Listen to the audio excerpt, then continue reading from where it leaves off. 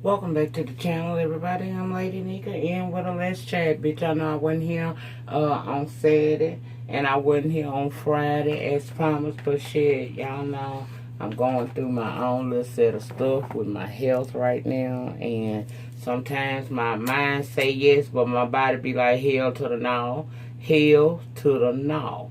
So I appreciate everybody who was very understanding and supportive down over there on my social media places when I told y'all that there was a possibility that, I wasn't going to be able to come through on Friday, but I was trying to do it Saturday, and it just shit didn't work out that way, honey. It just simply didn't work out that way. But here I am, and we're going to call it a Let's Chat because it's past Saturday, and it's damn sure past Friday. So we're going to try to do this shit for you today. Now, before I begin in the topics, I wanted to talk about this past week's episode of Basketball Wives. Now, y'all know I don't review the shit, right?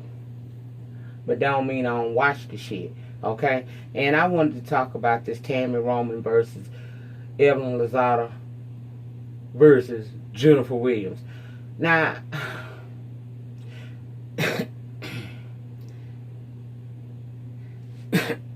what I want to say, excuse me, hold up. I couldn't get them vocals together. But okay. What I wanted to say about that is a lot of people had a problem with the fact that Tammy somewhat re-victimized the victim by saying that Evelyn had lied on Chad back in the way back day when she came out with these allegations, and we saw the bruises from what appeared to be a domestic violence situation where he was the aggressor. Now, I'm going to say this. I don't condone domestic violence of any sort. I don't feel like a woman should be putting her hands on a man, and I don't feel like a man should be putting his hands on a woman. But at the end of the day, it's one thing we can say about Tammy Roman. That bitch ain't known for no damn lies. And I do go back to that season, and I recall that when Evelyn was saying that she didn't know if she wanted to get back with Chad, and and Tammy said, well, girl, if it was an accident, maybe you should think about, do you want to throw your marriage away? Now, for her to say if it was an accident, apparently she was privy to something. See, people don't think. People don't think at all. You just hear half of the story, or you newcomers to the show hear that part and be like, oh, she's victim blaming. No, not necessarily so. It's a lot go on behind the scenes that you and I just simply are not privy to. But based upon what we know about these people, character traits, I tend to believe that Tammy knows something. Now, I do think that she didn't have to use that, because it's a whole lot about Evelyn that you can say to get back at her for being mean to you the way she has been all over the years, and especially in that moment in the Ponderosa where she was coming for your legs and talking about you like a crackhead, and that's health related, and there's nothing you can do about it. But see, it's a lot of other things you could have said about her, but I understand that there is no such thing as a fair fight. They was fighting. Just like it was a low blow for her to talk about Tammy's weight issues and how she looks now. Everybody with a sense that follow these women know that that woman has suffered some major issues with her health in relation to diabetes. So for her to say what she said, she deserved to get slapped in the face with some reality, and that may be her reality. It's okay for them to be mean bitches to other people season after season after season, but it's not okay. But see, this also is a lesson learned for Tammy. You've been trying to be these hoes' friends forever, and these hoes ain't never respected you. Girl, they never loved you, girl. They never loved you. So you now know how these hoes feel about you, including Shawnee, and what you should do is pick up your wagon and your talent and go ahead on and push through this season like you said you was going to do. And we be looking forward to seeing you in your own reality sitcom come next year. And I'm hoping to see it. I will be supporting that, because I don't feel that she was wrong. I feel like she didn't have to do that. But again, there's no such thing as a fair fight. And bitch, if you come for me, if you try to kill me, I'm going to kill your ass first if I can. So I understand what she said, and I do not feel that she was wrong, because she knows things that maybe we don't. Even on fucking Iyanna, it came across like this woman had said they fight each other. So we don't know really what happened in that car. It's her word against his word and what the neighbor saw. Okay, so you don't really know until you in that situation. But I never agree with a man or a woman putting their hands on each other, because that shit ain't cool. We grown. If you can't fight with your words, then take your pussy ass on somewhere, and that can be the woman or the man. But I ain't mad at Tommie for telling what she told. Bitch, go head on. But again, this is your payback for always trying to run for these hoes. You came back last season being mean girls toward Malaysia and fucking Brandy, and see what they got you. Well, turn around this season, and the New York and the LA girls is the ones that got your back, seem like this season, because the Miami girls is telling you to kiss all their asses. Okay? Moving on. Teairra Mobley, Kamaya's Mobley, mother, a.k.a. known as Alexis Manigo, recently stated that she wished she had never found her daughter. She's saying that the daughter wants to have a relationship with her her kidnapped mom, and they don't seem to click-clack very well, so she would just have rather been by herself, like she gonna be this time for her birthday, and she just wished the situation never would have happened. I feel this way about it. Okay, by your mom, you are absolutely right. You were robbed. You were done wrong. You were robbed of, what, almost 20 years with your daughter. But she was being well taken care of by another woman, the kidnapped mom. You're not going to feel your daughter now that you have found her being in a relationship with this lady and continuously talking to this lady. I get it. But on the other flip side of that coin, that girl was raised by this woman. There's a bond there that probably will never be broken. And sadly enough, for some reason, y'all are bumping heads. I don't think that it's no mistake or she shouldn't have been found. I just think you all need extensive counseling, and nobody's getting that. Y'all trying to deal with something that's big, that was very traumatic in y'all lives, and without the proper counseling, and I mean extensive counseling, y'all are never going to be able to understand each other, because Kamala is going to be kind of glad in a way that she found her new family, but in a way she's upset that she did find her new family, because that caused her to lose the only mother that she knew. She gone for 18 years for this situation. By your mom, you were done wrong. I know it's a tough place to be in, and I can understand how you feel about it. But if you have made every attempt to try to be in contact with this girl and build a relationship, and maybe y'all should try to seek counseling to try to work these issues out. If she ain't willing to do that, she grown now, and you just have to learn to make peace with it in your heart, that at least you know who she is and that she's alive. So that void is still there, but some of the questions that lie inside that void has been answered for you. I wish them people the best, but I think this is a sad situation. I think that they need the help. And I honestly think people probably have offered help to all of these people, but nobody's really willing to do the work. And you can't expect results when you don't do the work. Moving on. Love and Hip Hop Atlanta star Tommie has been arrested again for disorderly conduct. On Monday morning, the Love and Hip Hop Atlanta star was arrested for disorderly conduct while under the influence outside of Royal Peacock Club. It is reported that she got belligerent with a cop and allegedly struck a valet. This is the same woman that has been arrested numerous times for all sorts of infractions, and she recently had legal cases, one for punching a store employee at Lenox Mall that we later learned during the season 7 of Love and Hip Hop was her sister. For that, she was required by court in May to wear an alcohol monitoring device, so that she said at the reunion was bullshit. I told y'all that. She was ordered, not volunteered, to wear no alcohol monitoring device. She's also the same woman that got suspended during season 7 taping for a brief time because she was drunk and became violent toward the staff as well as the co-star Spice. Now, I ain't got to say nothing else. You know what I'm saying? It's a lot of people, every time I talk about this woman, seems to get in their feels and try to defend her. What's understood needs no explanation. She's a goddamn alcoholic and she's standing in her own way. Now, if she want to continue to do that, let her do that. But it's bitches like me who get paid to talk about this, and I'm going to talk about it. At the end of the day, if Tommie would just get herself together, get her some help. I know it's easier said than done, but the stars and the lucky stars that is aligned to help this lady. She is in a position to change her situation. She don't want to. So what I'm supposed to do? Make excuse after excuse after excuse? Bitch, if I had to come to reality about some shit about R. Kelly, who the fuck is Tommie Lee to me? And that shit, those waters run way deeper than my waters with her. I don't know nothing about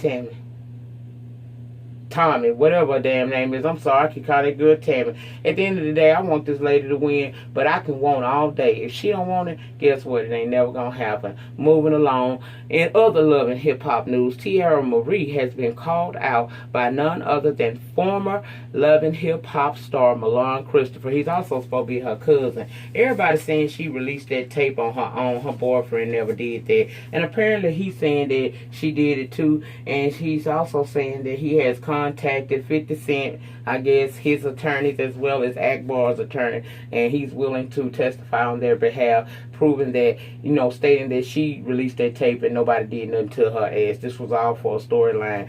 I always felt like the shit was for a storyline. What about y'all? Drop it below. Now, police in Georgia are investigating a targeted home invasion and assault that took place on this past Tuesday at the home owned by Buffalo Bills running back LeSean McCoy. 2 women were in home in the time of the attack, in the time of the invasion, and were attacked, including Delicia Cordon, McCoy's former girlfriend, who was staying at the home. Now, when I first encountered this story, 2 people on social media were claiming to be friends with the victim, as well as saying that McCoy was the person responsible for the attack. He denied it immediately via a statement released on his social media accounts. McCoy was in Miami at the time of the home invasion and said he had not had direct contact with the victims in months. Now, according to reports, they had an on-again, off-again relationship, and this past June, he filed a lawsuit against Cordon seeking to get a judge to force her out of his home in Alpharetta because she refused to leave. They were supposed to go to court this past Tuesday, but apparently, this Tuesday coming up, but they won't be going to court because there's something going on with one of her lawyers, so they postponed this situation. The investigation continues, and no suspects have been named. The NFL is also reviewing this case, and of course, as he should, Sean McCoy has lawyered up because of the mounting accusations. I ain't finna put nothing on that man until it's proven that he did it. It was horrible what they did to that young lady, those young ladies, especially the one I seen.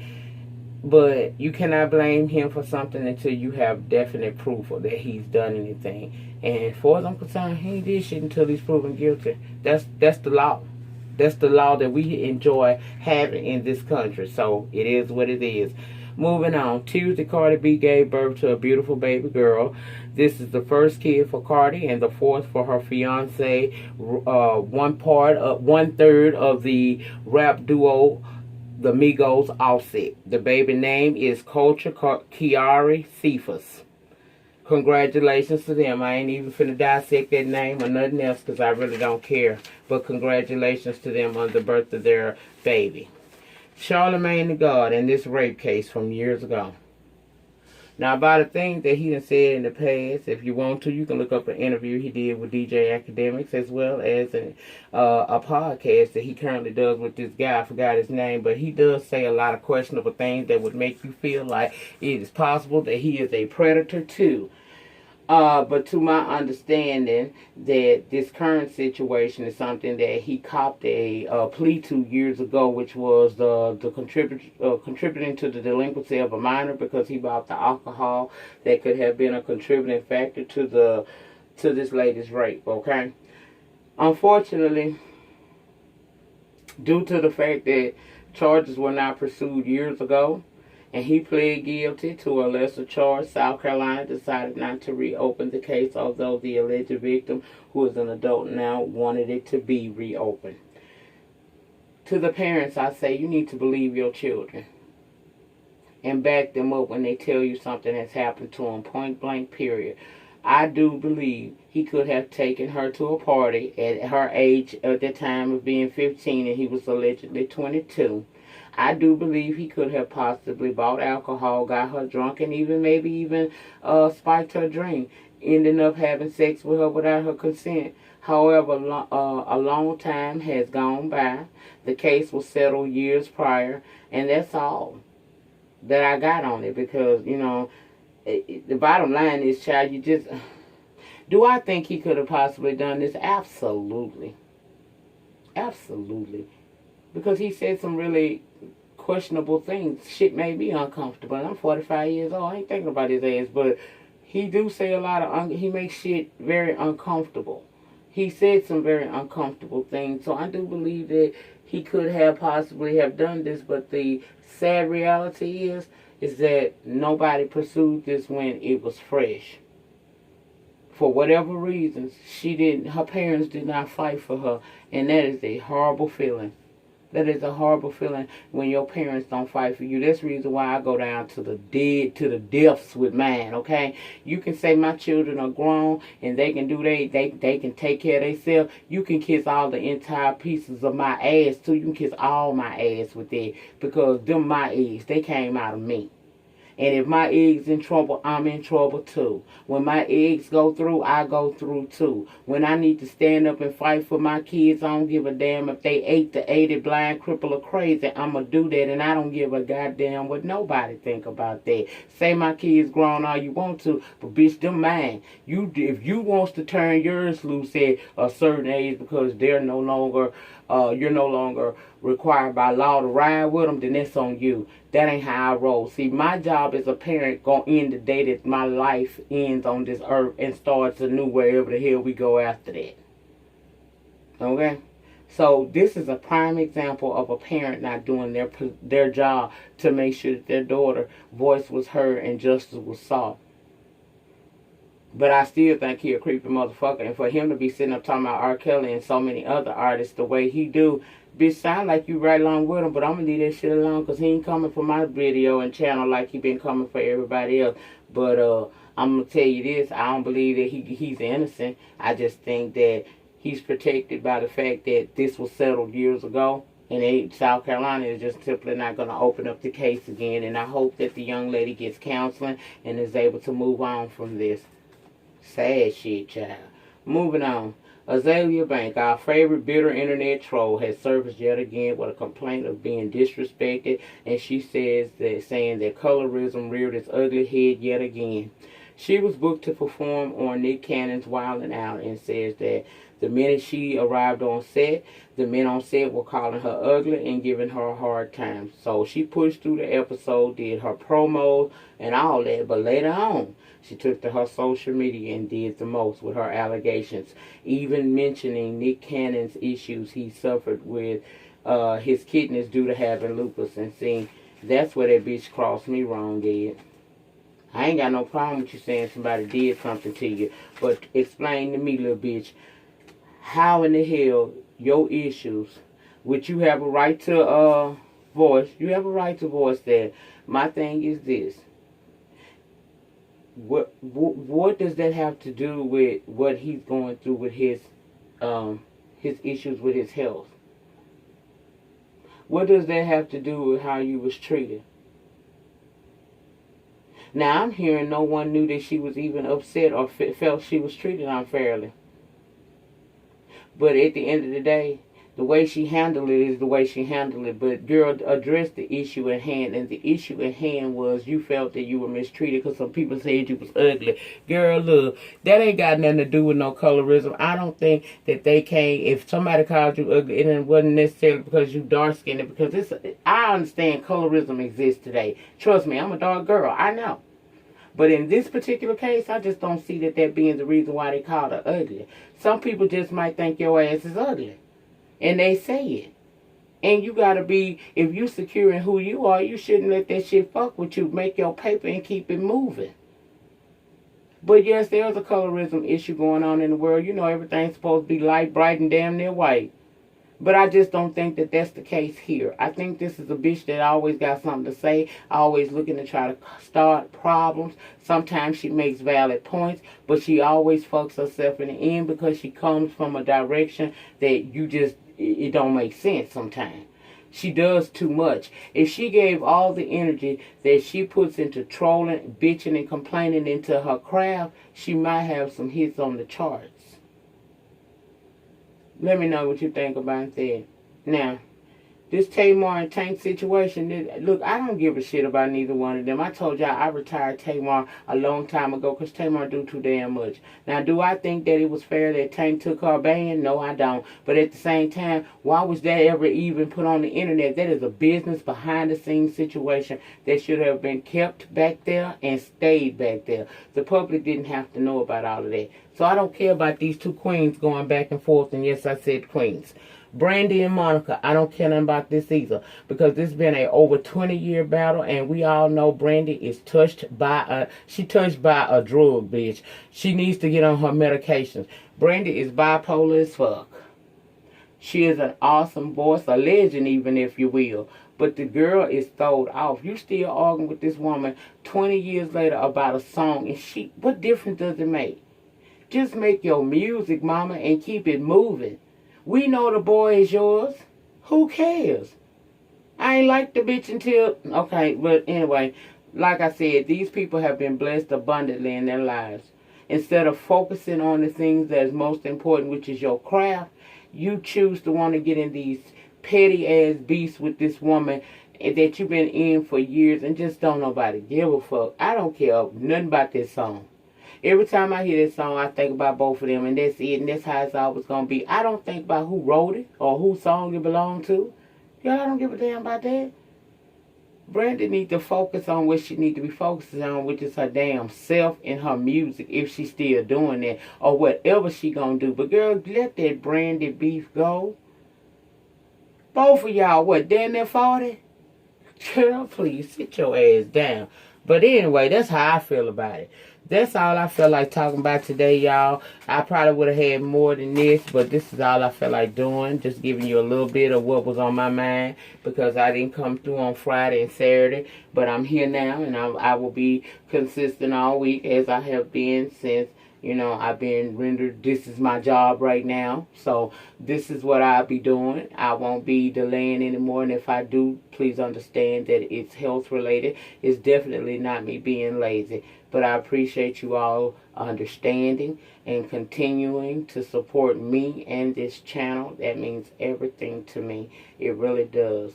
But that's all I had in topics for this week. If you guys have anything that you would like to say down in the comment section about any of these subjects, feel free. We just agree to disagree respectfully. That's all I ask. I know somebody ain't going to agree with everything I say, and I don't want you to, because that would make the channel boring. I want to hear different perspectives. These is just my perspectives. This is our world, my perspective on this channel. But I open up the comment section, also known as the panty, for you to put your perspective, so it can be our world, your opinion, down in the panty. The depth of your struggle will determine the height of your success. In the meantime, in between time, please remember to rate the video. Ratings get me recognized on the YouTube streets. Subscribe to the channel. Ain't no sense of coming through every day and listening to me talk on this video and not subscribing. Go ahead and subscribe, child. Come on, be a part of the Love Thing Brigade. It ain't nothing but love over here. I'm the only one that gets ignorant, and I try not to do that too damn often. Subscribe to the channel, honey, and share the video, and I'll see you guys back tomorrow night for Love and Hip Hop Atlanta Season 7 Reunion Part 2. Have a great remainder to your Sunday night. Peace.